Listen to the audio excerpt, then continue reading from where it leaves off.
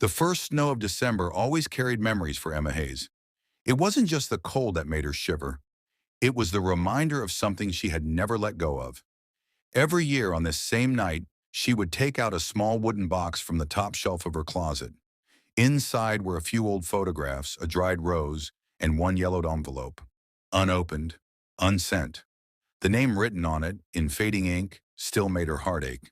It said simply, "To Noah." 10 years earlier, Emma was 19 when she met Noah Bennett.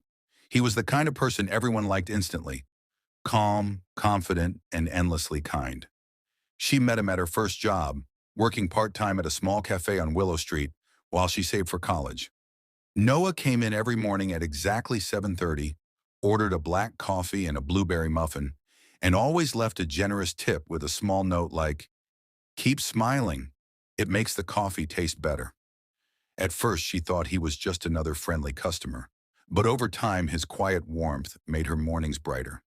Conversations replaced quick orders, and laughter replaced silence.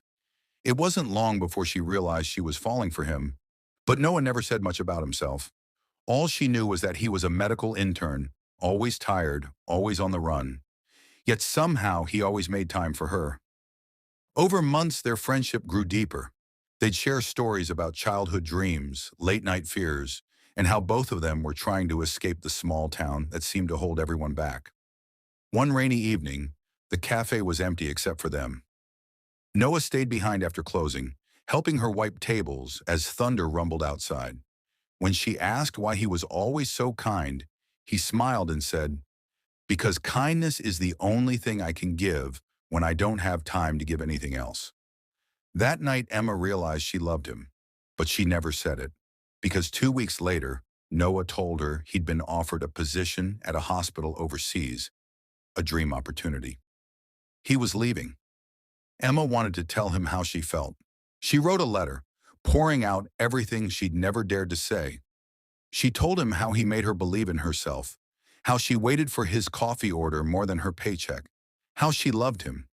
She planned to give it to him on his last day at the cafe. But when that day came, he didn't show up. Later that afternoon, she learned why. A friend from the hospital came in, eyes red and voice trembling. Noah had been in an accident on his way to the airport. A drunk driver. He never made it.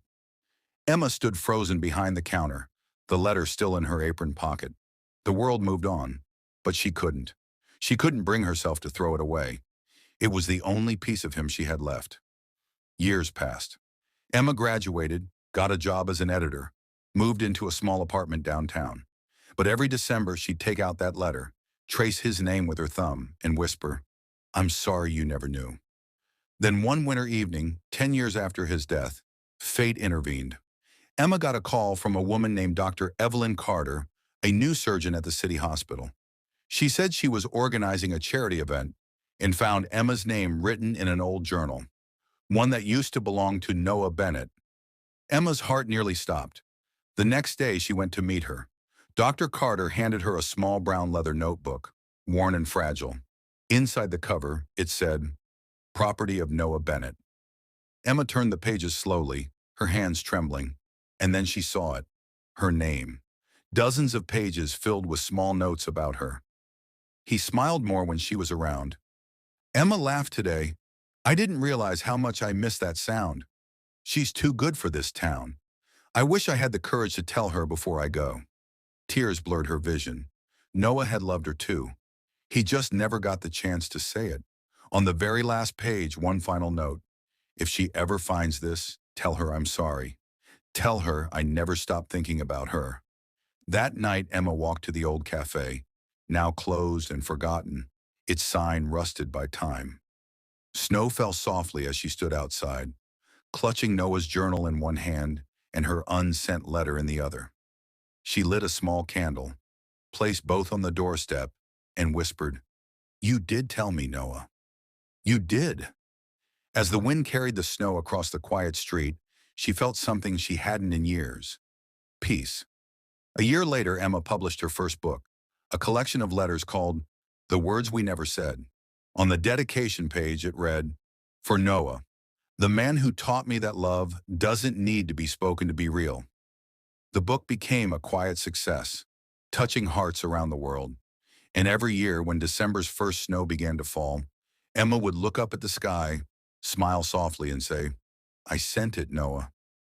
Maybe not the way I planned, but I finally sent." Some letters aren't meant to be mailed. They're meant to be felt. If this story touched your heart, don't forget to subscribe and follow for more.